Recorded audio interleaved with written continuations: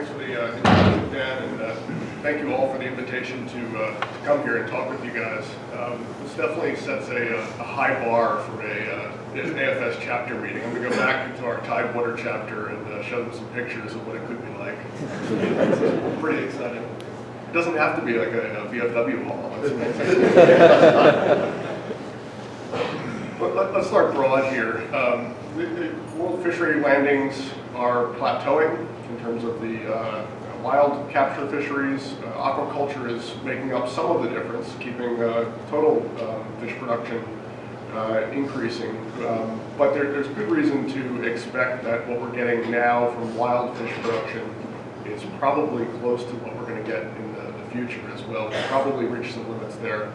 And that's problematic, of course, because the global population and the demand for seafood continues to grow. So back in 1969, oceanographer John Ryther did a very interesting back-of-the-envelope calculation looking at primary productivity in different parts of the world's oceans, assuming some trophic transfer efficiency and some average trophic level of fishery harvest. And he predicted that global fishery yields probably can't go much higher than 100 million tons. That was definitely prophetic back in the late 60s when things were just increasing, continuing to increase. And what this suggests is that we're probably getting close to some basic bioenergetic limits, especially if we consider the fact that not all fishery landings show up in these stats. So if we think about illegal, unreported, unregulated fisheries, they probably bring this total for wild capture fisheries pretty close to theoretical limits. During that same period, of course, population's gone from 5 billion to 7 billion people. As China becomes wealthier, the demand for seafood from a growing middle class in China grows and increases that rate of demand even faster than the population growth rate. And of course, the predictions are for 9 billion people in the not too distant future. That's problematic when we look at the wild fish stocks here. Some more stats from the FAO SOFIA reports. As the number of underfish stocks, those for which we could expand harvest by simply fishing harder, make up an increasingly tiny percentage of global fish stocks. Some work that Suresh Sethi has done has shown that empirically there's the fisheries that we're developing now are very small and they're few and far between. So the options for increasing yield are small.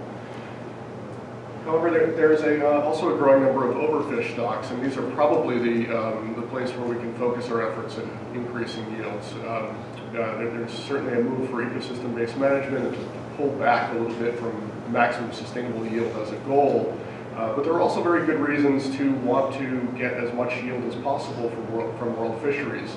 Ray Hilborn often makes the case that if we're not fishing, we're farming more, we're clearing more land, we're doing other things that have impacts. And empirical analysis of those trade-offs makes fisheries often look pretty good.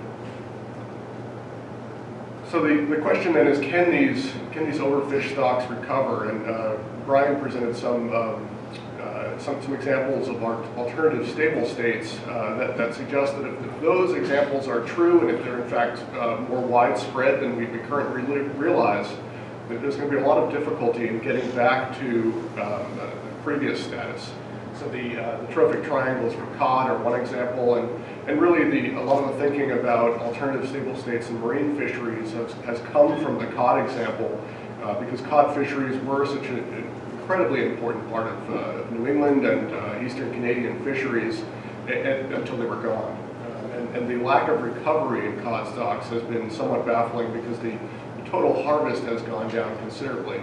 So is it in fact a case of alternative stable states, or is it a case of, as Brian said, yahoos who are still out there fishing too much? Is it fishing, or is it a fundamental shift in the environment? Put another way, is there an Ali effect? So putting this in more of an ecological frame, Ali effects are the idea that there is a point of no return in population dynamics, and we can think about this in terms of a stock-recruit relationship. Just one way you can think about it.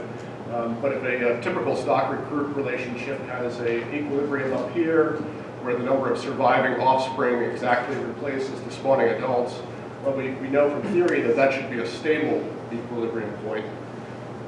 if it is an OLE effect, or a point of no return, there's also another critical point down here, that this F2, below which the population should go extinct because there's not enough reproduction to basically replace those that are dying of natural mortality.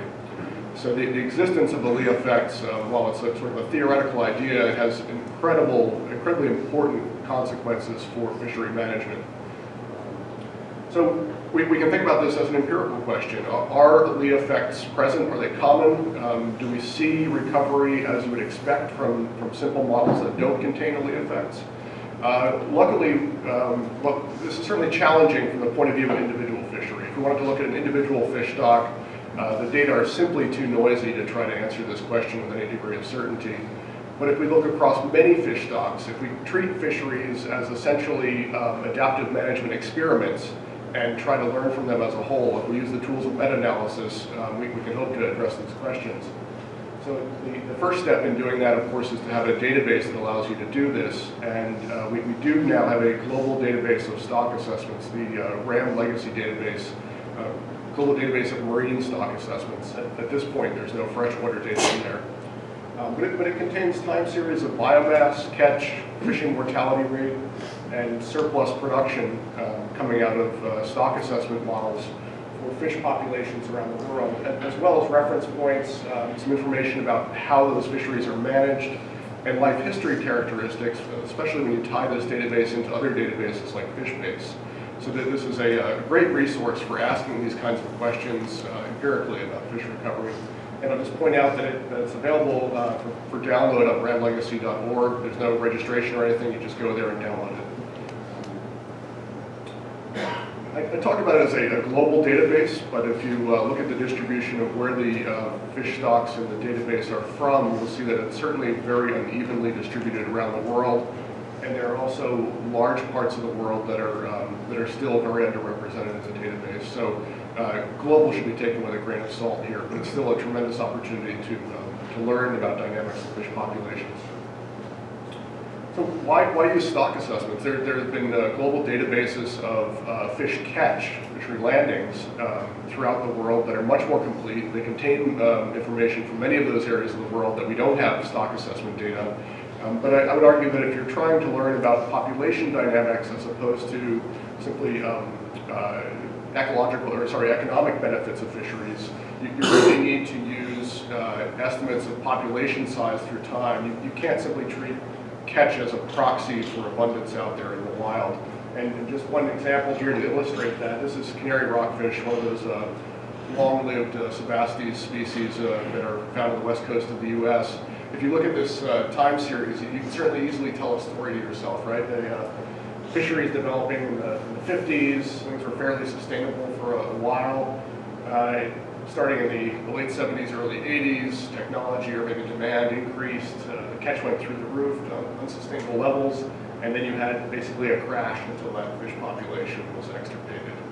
Well, if we look at the actual estimates of biomass coming out of the assessment model, only the first half of that story rings true. In fact, when we would think that there was a crash happening from the catch data alone, we actually see recovery from management stepping in, closing large areas of habitat on the continental shelf on the west coast where the species was caught, and recovery happening.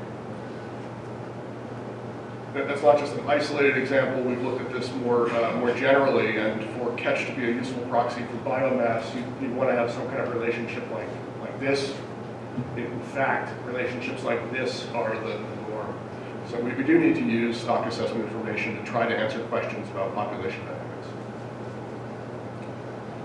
One of the first things we did with the global stock assessment database is simply to look at where the stocks fall out in terms of their status. So I'll just show a quick example of that here.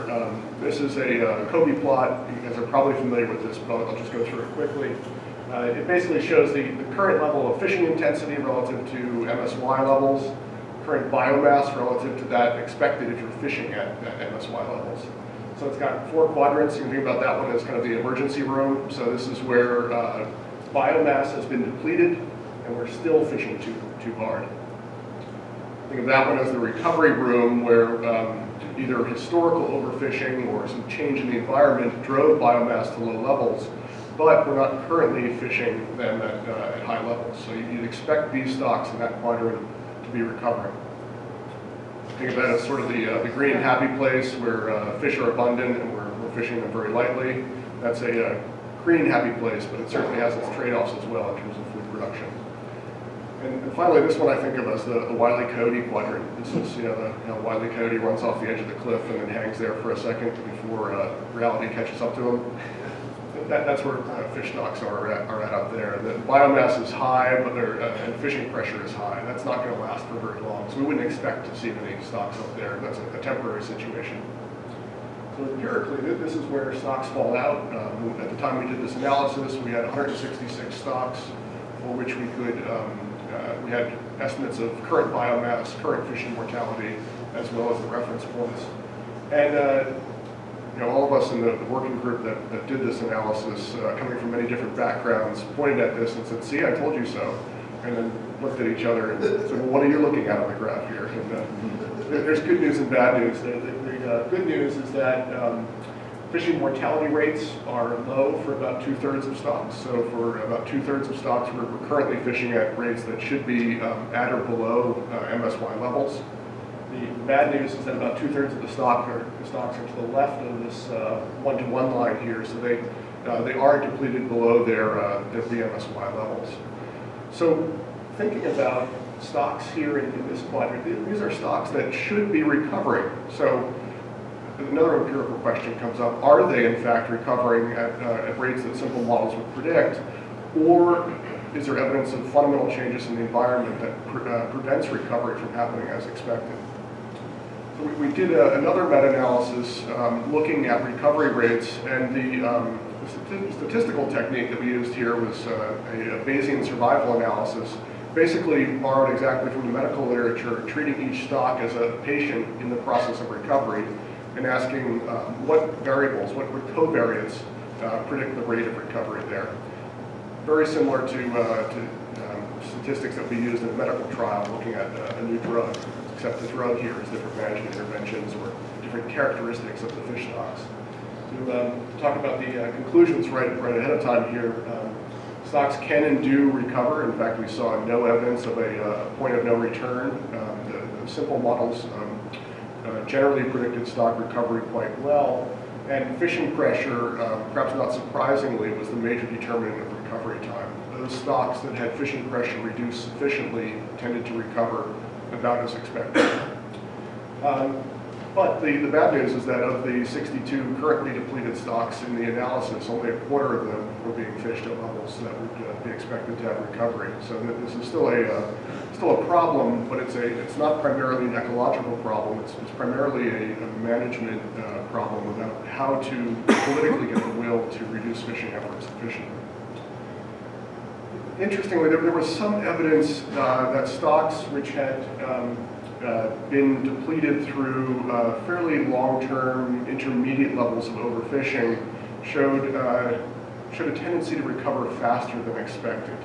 That's perhaps indicating some adaptation to fishing, not necessarily genetic adaptation, but adaptation in terms of changes in the size structure, changes in the average growth rates that resulted in faster recovery. So looking at this on the graph here, this is the exploitation time, basically how long that fish stock has been exploited, versus the historic fishing intensity. These are multiples of FMSY. So over here, these are stocks that have been fished at 6 times FMSY historically. We're talking about stocks that have collapsed. So these are stocks that have experienced overfishing by and large. And what we see here, the values are the ratio of predicted rebuilding times for the empirical data relative to what you would expect from a simple Schaefer biomass dynamics model. So lower values are those stocks that recovered faster than normal, faster than predicted from a Schaefer model. High values are those that took longer to recover than expected. As you see, the lowest values tend to be clustered here at intermediate historic fishing intensity and intermediate exploitation time. So some changes happening there as a result of fishing, presumably, that allow these stocks to recover a little bit faster than predicted. But overall, the distribution of stocks falls pretty evenly around the value of 1 there, indicating that the Schaefer model on average is a good representation of recovery times. Now, of course, how deeply depleted you start out is an important variable in terms of how quickly you recover. And life history characteristics are quite important as well. So the intrinsic rate of population increase, little r, has a big effect, and the biomass that you start out at in terms of your recovery has a big effect as well. And recovery is not always fast. So for stocks with life history characteristics that predispose them to relatively slow growth that have been depleted to low levels, we can be talking about recovery times of greater than 40 years. So just an example for a few fish stocks with very contrasting life histories and exploitation histories. We've got bluefin tuna up here on the top. That's Atlantic bluefin tuna. Atlantic cod here, and Atlantic halibut. Very different predicted recovery times. So green is the recovery time predicted under no fishing. Blue is the recovery time predicted under fishing at FMSY. What we see is that fish with life histories like bluefin tuna can actually recover fairly quickly, so greater than a 50% chance of recovery in about 5 years. And in fact, that matches pretty well with the empirical results coming out of the Eastern Atlantic stock of bluefin tuna, where the threat of a CITES listing really put religion into the fishery management organizations there, and got them finally serious about reducing fishing mortality. And we've seen some comeback there. At the other extreme, you've got things like Atlantic halibut depleted before any of our grandparents were alive.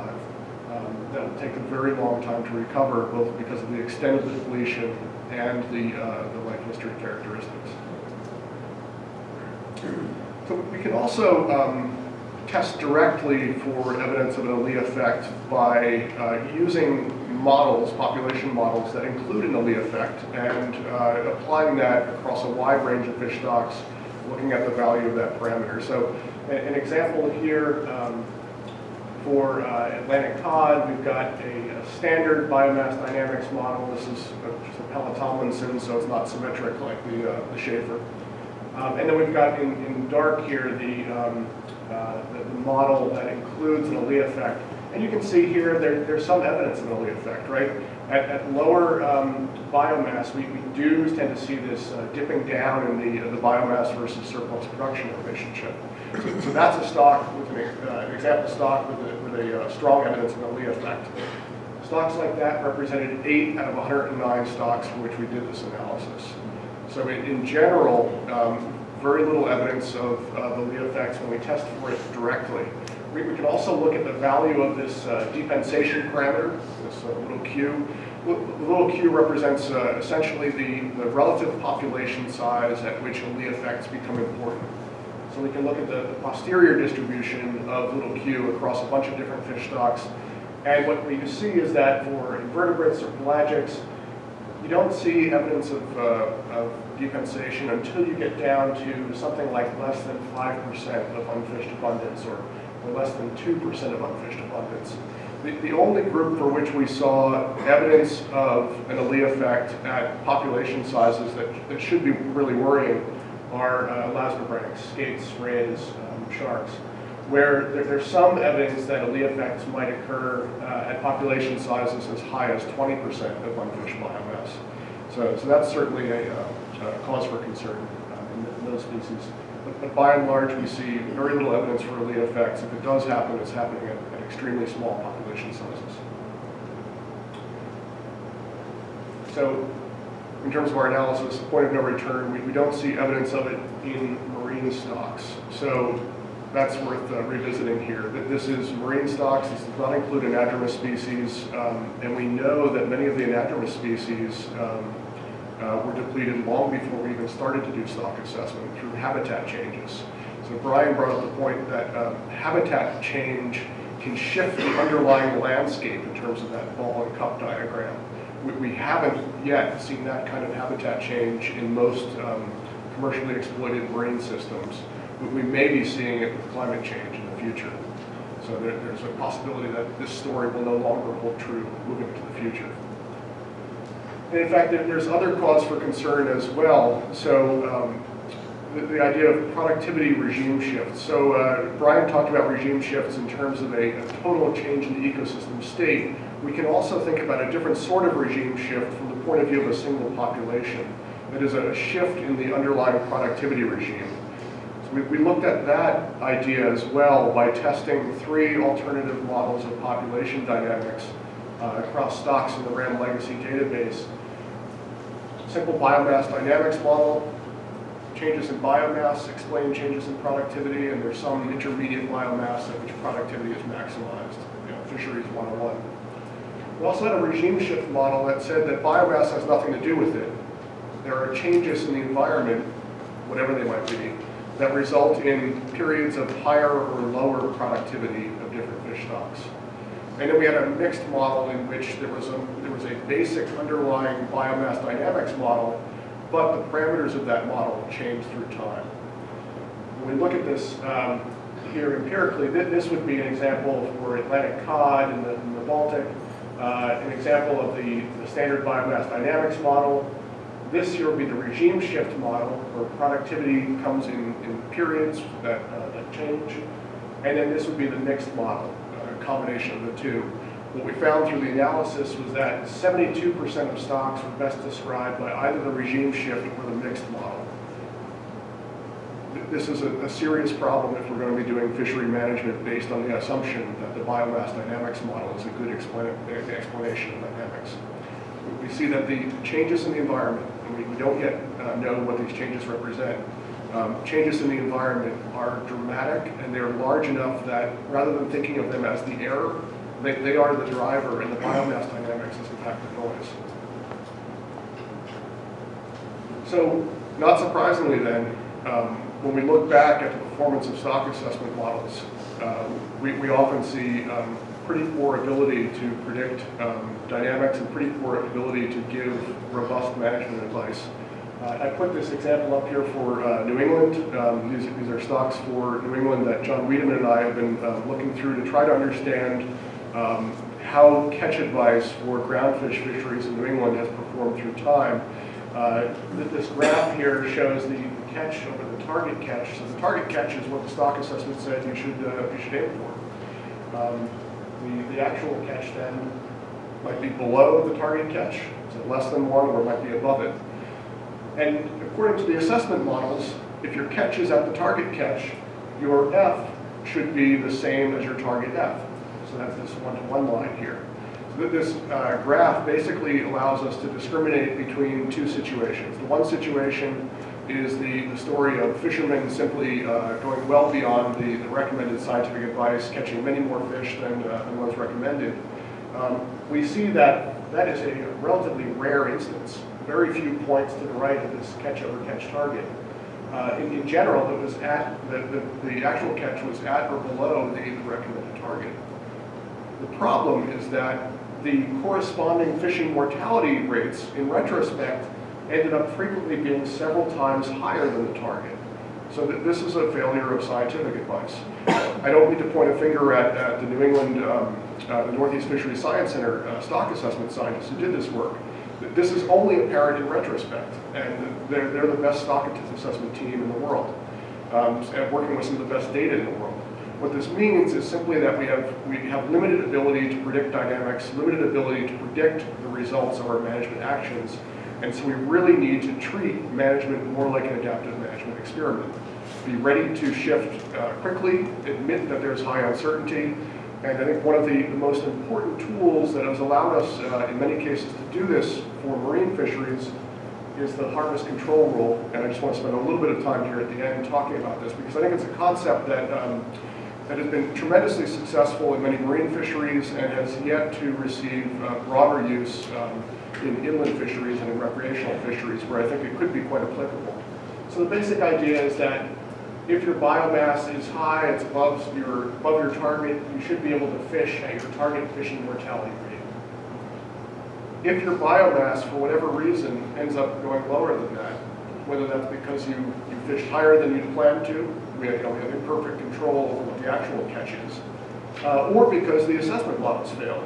If there's evidence that your biomass, despite your best intentions, is declining, pull back on that fishing mortality rate.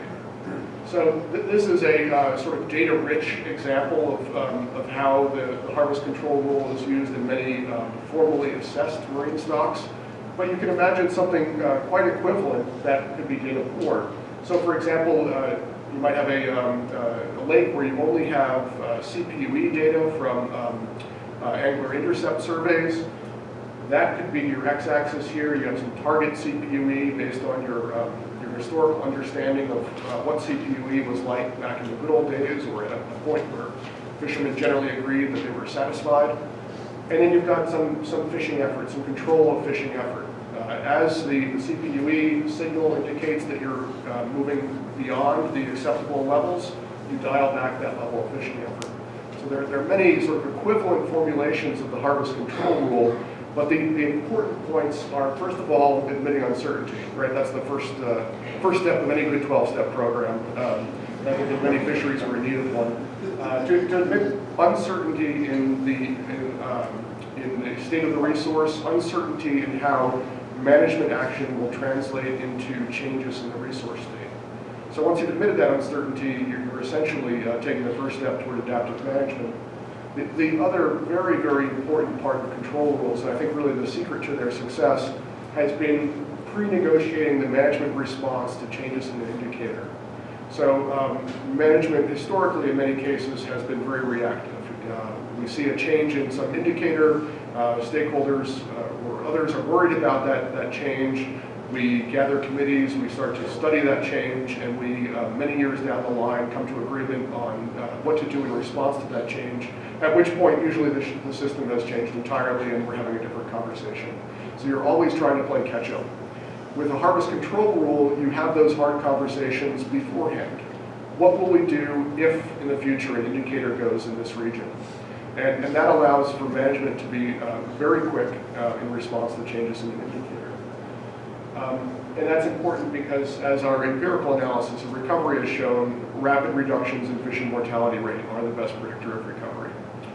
So with that, I want to thank and acknowledge many of the people who contributed to this. The results that I presented today have been the work of a large group of people, including the many stock assessment scientists who contributed their data voluntarily into this assessment database. Thank you.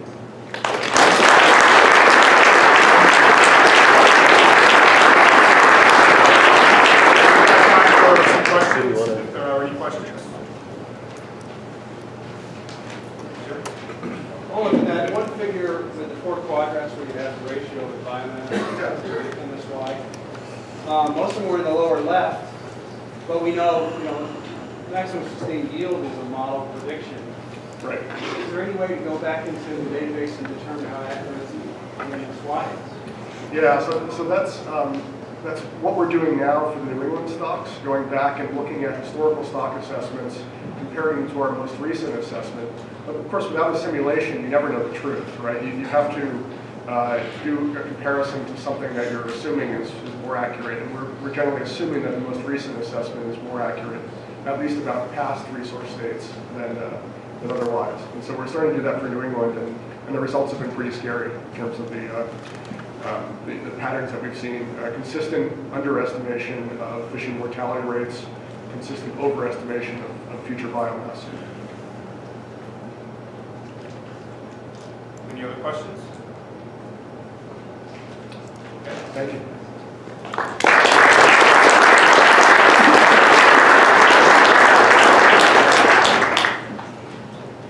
Okay, moving along. Thank you, Olaf. Our next presentation